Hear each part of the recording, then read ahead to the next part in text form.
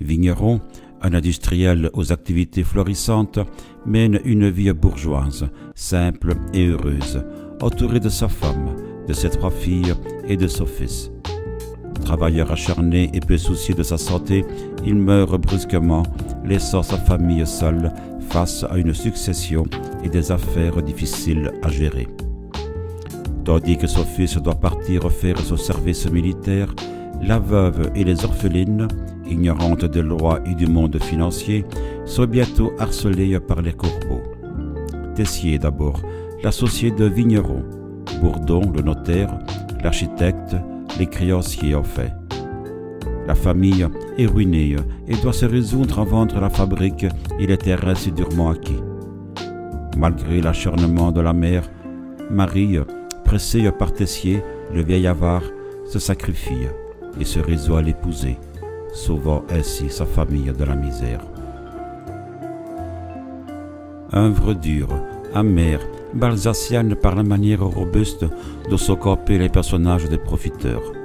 Sa couleur, uniformément grise, après un premier acte d'une exquise gaieté, a nui à son succès sur la scène. Mais la pièce fut bientôt considérée comme un de ces chefs-d'œuvre qui demeurent à cause de la force, de la vérité et de la poésie qui s'en dégage.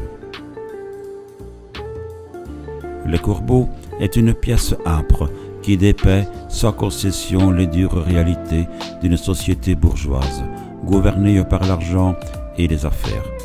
Ces réalités paraissent d'autant plus cruelles qu'elles sont, d'une part, mises en relief par un style dépouillé, efficace, sans artifice, et parce qu'elles contrastent d'autre part avec l'émotion et la sensibilité des personnages. Comme si l'humiliation de la ruine et la tristesse de leur deuil n'étaient pas assez grandes, les orphelines doivent encore subir le mépris de leur entourage. Blanche, qui était sur le point de se marier, est abandonnée par son fiancé parce qu'elle n'a plus de dot. Judith, la musicienne, lorsqu'elle annonce à son professeur qu'elle veut vivre de son art, s'entend dire par celui-ci qu'elle n'a aucun talent. Quant à Marie, elle sait qu'elle renonce à l'amour en acceptant Tessier pour époux. Bec, au risque de choquer le spectateur de son temps, habitué à des faits plus optimistes, a su décrire avec justesse la rapacité des hommes de loi et d'argent. Retiré dans son appartement de la rue Matignon, Bec passa 1 an sur les Corbeaux. Il a indiqué lui-même la méthode qu'il appliqua. Il arpentait sa chambre du matin au soir, se plaçait fréquemment devant une glace, cherchant jusqu'au geste de ses personnages. Et j'attendais que le mot juste, la phrase exacte me vesse aux lèvres. Un regard dur, impitoyable, anime une action et une langue dépouillée, délivrée de toute précaution oratoire, de tout dénouement conciliant, de toute moralisation fade. Les Corbeaux ont été pour la scène française un choc inattendu.